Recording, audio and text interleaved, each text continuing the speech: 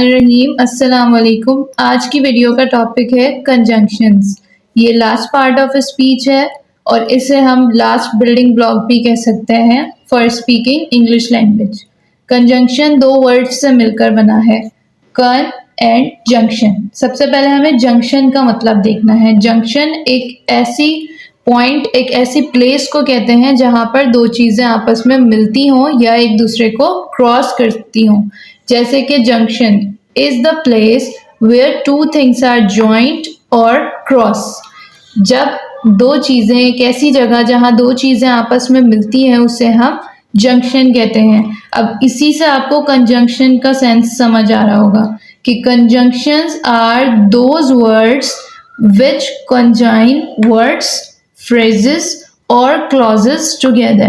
यानी conjunctions English grammar में ऐसे वर्ड्स होते हैं जो कि डिफरेंट वर्ड्स को या फ्रेजेस को या फिर क्लॉजेस को एक दूसरे के साथ कनेक्ट करते हैं, लिंक करते हैं। ऐसे वर्ड्स को हम कंजंक्शन कहते हैं। कंजंक्शंस को अब मजीद हम एग्जाम्पल से समझते हैं। एग्जाम्पल नंबर 1 है, roses and sunflowers looks beautiful. अब रोजेस और सनफ्लावर दो अलग अलग वर्ड्स हैं, दो फ्लावर्स हैं, उनको ज्वाइन किसने किया है? एंड ने। तो ये एक कंजंक्शन है कि गुलाब भी और सनफ्लावर भी दोनों ही बहुत खूबसूरत नजर आते हैं। शुड आई स्टडी और नॉट, और ने जो है वो नॉट और शुड आई स्टडी को ज्वाइंट किया है, क्या मुझे पढ़ना चाहिए या नहीं। तो ये क्या है? एक कंजंक्शन है। I visited zoo when I was a child।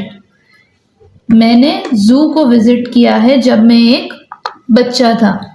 तो when जो है वो दो सेंटेंसेस को ज्वाइन कर रहा है, इसलिए ये एक कंजंक्शन है।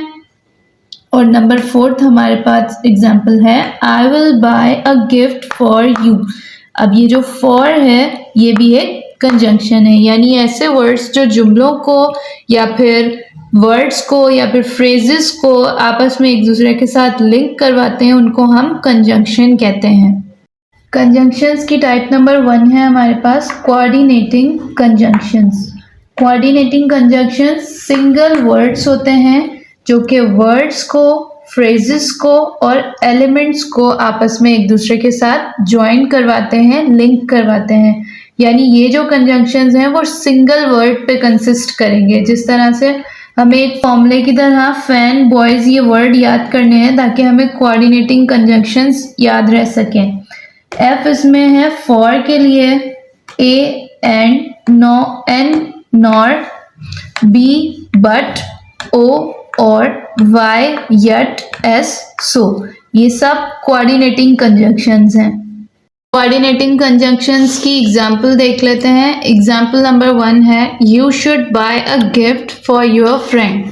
तो ये जो फॉर है ये कोऑर्डिनेटिंग कंजंक्शन है। ये बात हमें याद रखनी है कि कोऑर्डिनेटिंग कंजंक्शन जो होते हैं वो सिंगल वर्ड पर कंसिस्ट करते हैं। तो इन सारे सेंटेंसेस में सिंगल वर्ड्स ऐसे होंगे जो सेंटेंस को या वर्ड्स को या फ्रेजेस को ज्वाइन कर रहे होंगे। एग्जाम्पल नंबर 2 हमारे पास है, नॉर द बर्गर और पिज्ज़ा ही लाइक्स। ये जो नॉर है ये एक कोऑर्डिनेटिंग कंजंक्शन है। नंबर 3 है हमारे पास, अली एंड सारा work hard so that they can get good marks. ये जो सो है ये ग्रुप ऑफ वर्ड्स को आपस में ज्वाइन कर रहा है, तो ये कोऑर्डिनेटिंग कंजंक्शन है। नंबर 4 है हमारे पास, would you like to have tea or coffee. तो और जो है ये कोऑर्डिनेटिंग कंजंक्शन है। नेक्स्ट एग्जांपल है, she is an intelligent girl but she doesn't focus on studies. She is an intelligent girl एक सेपरेट सेंटेंस है और but इसे ज्वाइन कर रहा है she doesn't focus on studies के साथ। यानी दो सेंटेंसेस को आपस में एक सिंगल वर्ड ने ज्वाइन किया है जो कि कोऑर्डिनेटिंग कंजंक्शन है। टाइप 2 है हमारे पास सब ऑर्डिनेटिंग कंजंक्शंस। सब ऑर्डिनेटिंग कंजंक्शंस ऐसे वर्ड्स हैं जो कि यूज होते हैं डिपेंडेंट क्लॉज के साथ। अब सबसे पहले तो हमें डिपेंडेंट और इंडिपेंडेंट क्लॉज का फर्क समझना है। डिपेंडेंट क्लॉज ऐसे ग्रुप ऑफ वर्ड्स होते हैं जो कि अपने आप में एक कंप्लीट सेंस नहीं दे पाते और इनडिपेंडेंट क्लॉज ऐसे ग्रुप ऑफ वर्ड्स हैं जो विदाउट डिपेंडेंट क्लॉज भी अपने आप में एक मुकम्मल सेंस रखते हैं। अब हम ये देखेंगे कि सबऑर्डिनेटिंग कंजंक्शंस कौन कौन से हैं। Because, if, although, since, until, while, ये सब सबऑर्डिनेटिंग कंजंक्शंस हैं जो कि डिपेंडेंट क्लॉज के साथ यूज होते हैं। अब इसकी एक एग्जांपल देखते हैं। Because I woke up late this morning, I went to school without breakfast.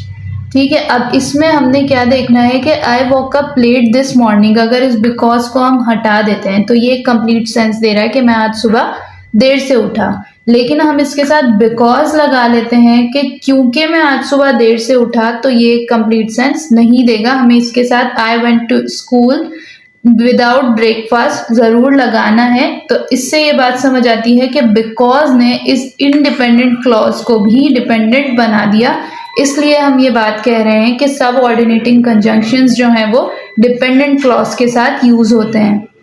Second example है, if he will come what will you do. अब अगर हम इफ को सेपरेट करके ही विल कम देखें, ही विल कम क्या है, एक इंडिपेंडेंट क्लॉज है, लेकिन इफ ने इसे डिपेंडेंट बना दिया है। If he will come, now this sentence have become dependent on the next sentence what will you do पर। अब ये इसके ऊपर डिपेंड हो गया है if he will come. If जो वर्ड है इसने क्या किया है, इसको डिपेंडेंट बना दिया। इसी तरह से हमारे पास थर्ड सेंटेंस है, while I was waiting for him I at a burger. While को अगर हम हटा दें, I was waiting for him, ये एक कंप्लीट सेंटेंस है, ये एक इंडिपेंडेंट क्लॉज है, लेकिन व्हाइल की वजह से अब ये डिपेंडेंट बन गया है ऑन द सेकेंड सेंटेंस। उसके बाद हमारे पास फोर्थ एग्जाम्पल है, I can wait until she comes. तो अंटिल क्या है, अंटिल एक सब ऑर्डिनेटिंग कंजंक्शन है।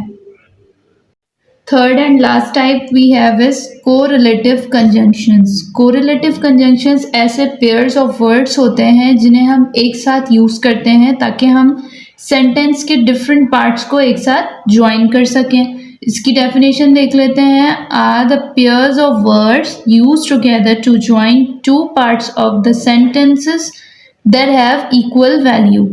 यानी कि इस तरह के पेयर्स ऑफ वर्ड्स को हम यूज करेंगे, कोरिलेटिव कंजंक्शंस उन्हें हम कहते हैं, जो सेंटेंस के डिफरेंट पार्ट्स को एक साथ ज्वाइन करेंगे। अब हमने पढ़ा था कोऑर्डिनेटिंग कंजंक्शन जो कि सिंगल वर्ड था और वो दो अलग अलग सेंटेंसेस को या दो पार्ट्स ऑफ सेंटेंसेस को ज्वाइन कर रहा था, लेकिन यहाँ पर अब हमारे पास पेयर्स ऑफ वर्ड्स हैं, यानी कि एक वर्ड नहीं, दो दो वर्ड के पेयर मिलकर सेंटेंसेस के पार्ट्स को एक दूसरे के साथ ज्वाइन करेंगे।